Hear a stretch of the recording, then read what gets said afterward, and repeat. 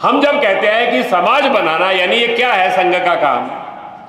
समाज के अंदर ये चार बातें लेकर आना: राष्ट्र के स्वरूप की सुस्पष्ट कल्पना, विशुद्ध राष्ट्रभक्ति के आधार पर हर क्षण हर पल अपने जीवन का देश के लिए, समाज के लिए, धर्म के लिए, संस्कृति के लिए जीने का भाव, एक साथ मिलकर बैठना, सोचना, निर्णय को स्वीकार करना, अनुशासित संगठित समाज जीवन का चित्र, और समाज जीवन के अंदर आत्मविश्वास से ओतप्रोत, विजय की आकांक्षा से ओतप्रोत ऐसा समाज राष्ट्र का जीवन खड़ा करना, ये राष्ट्रीय स्वयंसेवक संघ की कल्पना है। पूज्य डॉक्टर साहब ने कहा ये ऐसा समाज बनाना है, ये समाज भाषणों से नहीं बनेगा, आंदोलनों से नहीं बनेगा, अभियानों से नहीं बनेगा। उन्होंने कहा भाषणों से व्यक्ति को प्रभावित किया जा सकता है, आंदोलनों से व्यक्ति में जागृति लाई जा सकती है, परिवर्तन नहीं आता। हमने देखा थोड़े समय पहले देश में बहुत बड़ा, अपने समाज क्षेत्र के एक बड़े प्रसिद्ध व्यक्ति थे अन्ना जी, उनके नेतृत्व में आंदोलन खड़ा हुआ, सारे देश के अंदर जागृति आई, परिवर्तन नहीं। लोकनायक जयप्रकाश नारायण जी के नेतृत्व में वो बहुत बड़ा संघर्ष चला, संपूर्ण क्रांति का। उन्होंने जयघोष दिया, सिंहासन खाली करो कि जनता आती है।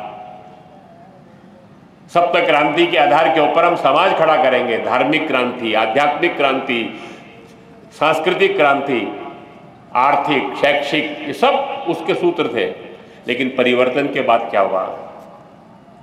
पूज्य डॉक्टर साहब ने कहा ये जो राष्ट्र बदलना है, समाज बदलना होगा, ये समाज बदलने का काम भाषणों से नहीं होगा, आंदोलन से नहीं होगा, सत्ता से भी नहीं होगा।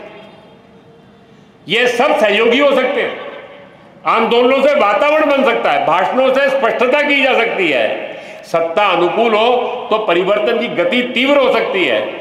लेकिन ये जो परिवर्तन है, ये जो आता है, और उसके उन्होंने कहा ये मैन टू मैन आता है, हार्ट टू हार्ट आता है, एक एक व्यक्ति के साथ। इसके लिए संघ की कार्य पद्धति थी।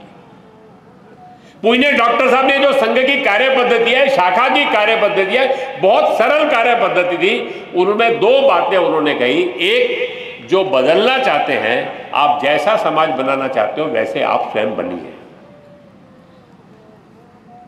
Not words but action speak. शब्द नहीं, जीवन बोलते हैं।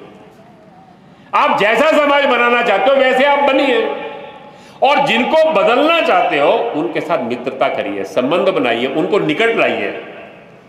उनके साथ जब अपनापन, आत्मीयता का रिश्ता बनेगा, वो आपको देखकर उनको आएगा कि ये ऐसा है तो मैं भी ऐसा हो सकता हूं। धीरे धीरे करके मन के अंदर उनके अंकुर फूटने दीजिए। ये परिवर्तन अंदर से आता है, भाव अंदर से आते हैं। भाषणों से प्रभावित किया जा सकता है, बुद्धि से समझाया जा सकता है। अंदर का अंकुर नहीं फूटता। अंदर का अंकुर तो तब फूटता है जब मुझे देखकर लगता है कि अरे ऐसा जीवन मेरा भी होना चाहिए।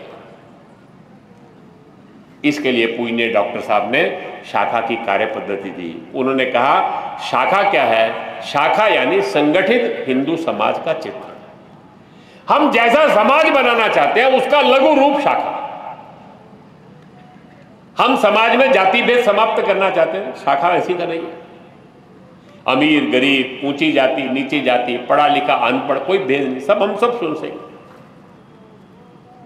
आपस के अंदर आत्मीयता, प्रेम, एक दूसरे के सुख दुख में काम आना।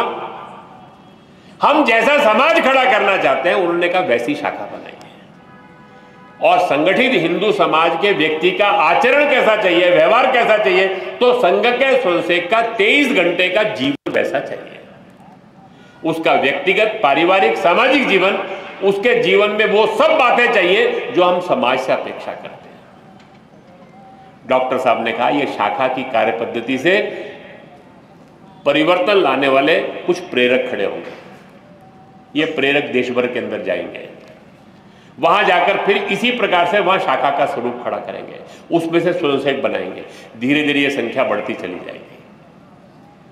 ये बढ़ते बढ़ते एक दिन हमको ऐसा लाना है, एक निश्चित प्रमाण तक काम को ले जाना है। उसको 1937 के अंदर कहा 1% ग्रामीण क्षेत्र में और 3% नगरों के अंदर जब इस प्रकार के लोग खड़े हो जाएंगे तो समाज का वातावरण बदल जाएगा।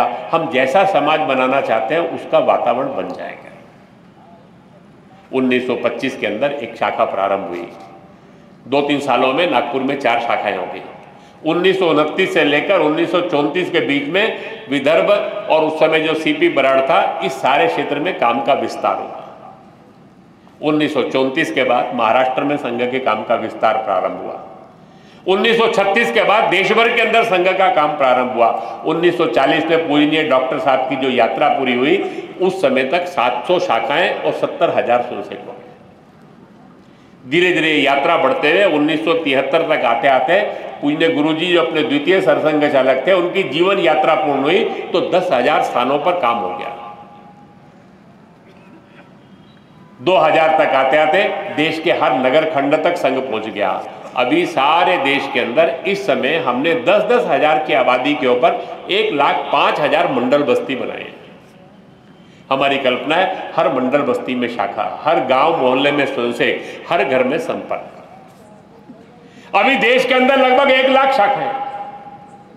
जैसे अपना ये विजयदशमी का उत्सव हो रहा है, देश के अंदर एक 50,000 ऐसे कार्यक्रम हो रहे हैं। बहुत जगह बस्ती पर, बहुत जगह मंडल पर, बहुत जगह 2-3 मंडल मिलाकर ऐसे अपने कार्यक्रम हो रहे हैं।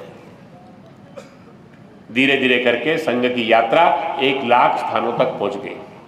आने वाले समय के अंदर देश के हर मंडल बस्ती, हर गांव, हर मोहल्ले तक अपना संघ का काम पहुंचना।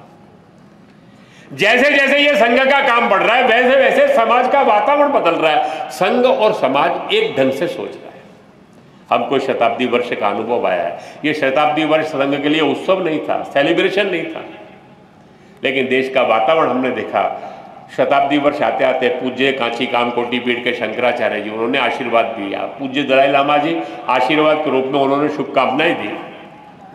देश के अंदर पूज्य संतों ने, समाज के बड़े बड़े लोगों ने, स्वयं देश के माननीय प्रधानमंत्री जी ने लाल किले से भी संघ की यात्रा की चर्चा की, डाक टिकट और सिक्का भी जारी किया। ये जो सारे देश का वातावरण है, इस समय सारे देश में विजयदशमी के कार्यक्रम पर समाज की जो भागीदारी है, एक बात ध्यान में आ गई कि संघ और समाज एक ढंग से सोचना शुरू हो गया है।